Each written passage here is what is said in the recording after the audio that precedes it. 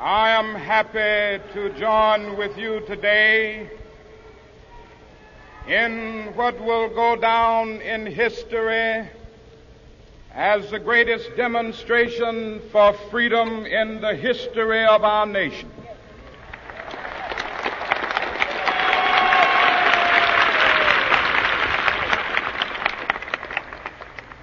Five score years ago,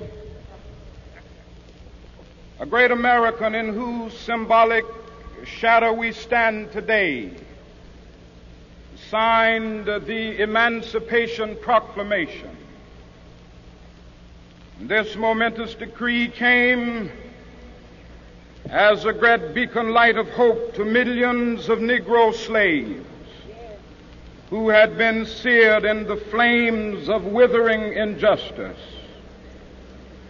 It came as a joyous daybreak to end the long night of their captivity.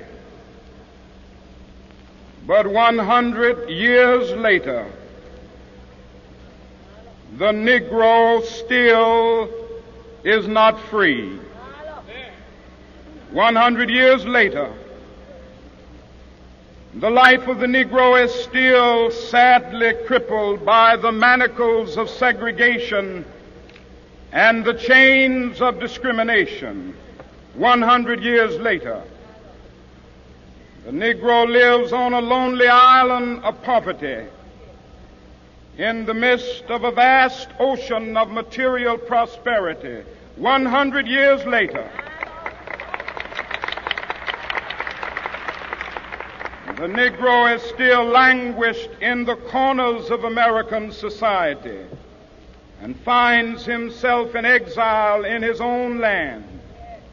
And so we've come here today to dramatize a shameful condition. In a sense, we've come to our nation's capital to cash a check.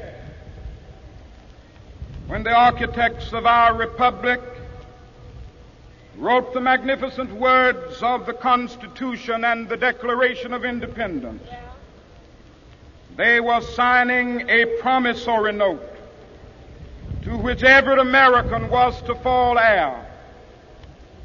This note was a promise that all men, yes, black men as well as white men, would be guaranteed the unalienable rights of life, liberty, and the pursuit of happiness.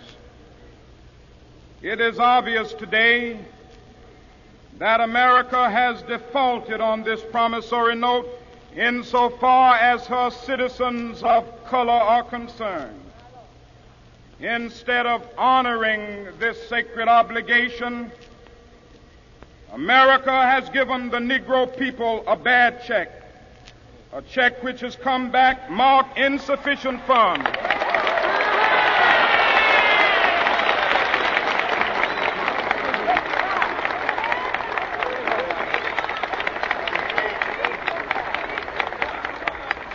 But we refuse to believe that the Bank of Justice is bankrupt. We refuse to believe that there are insufficient funds in the great vaults of opportunity of this nation.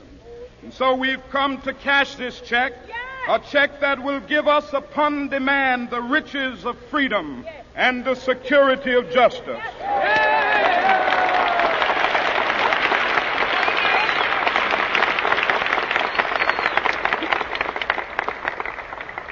We have also come to this hallowed spot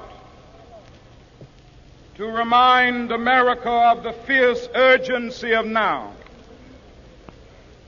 This is no time to engage in the luxury of cooling off or to take the tranquilizing drug of gradualism.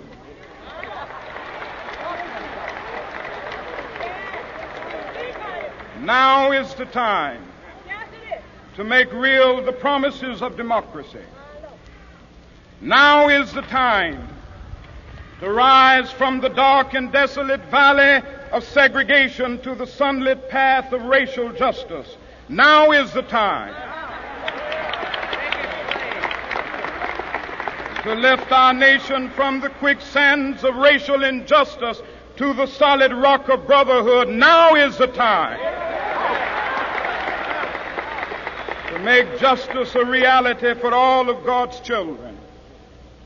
It would be fatal for the nation to overlook the urgency of the moment. This sweltering summit of the Negro's legitimate discontent will not pass until there is an invigorating autumn of freedom and equality.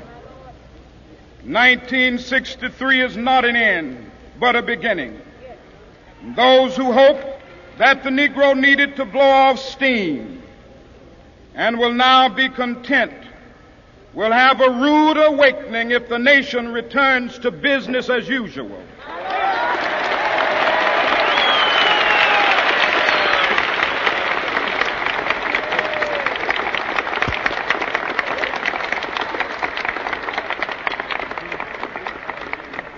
There will be neither rest nor tranquility in America until the Negro is granted his citizenship rights. The whirlwinds of revolt will continue to shake the foundations of our nation until the bright day of justice emerges. But that is something that I must say to my people who stand on the warm threshold which leads into the palace of justice. In the process of gaining our rightful place, we must not be guilty of wrongful deeds. Let us not seek to satisfy our thirst for freedom by drinking from the cup of bitterness and hatred.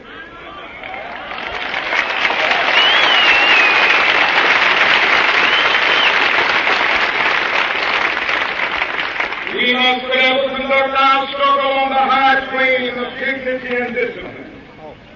We must not allow our creative protests to degenerate into physical violence.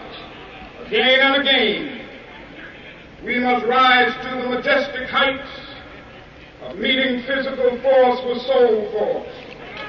The marvelous new militancy which has engulfed the Negro community must not lead us to a distrust of all white people.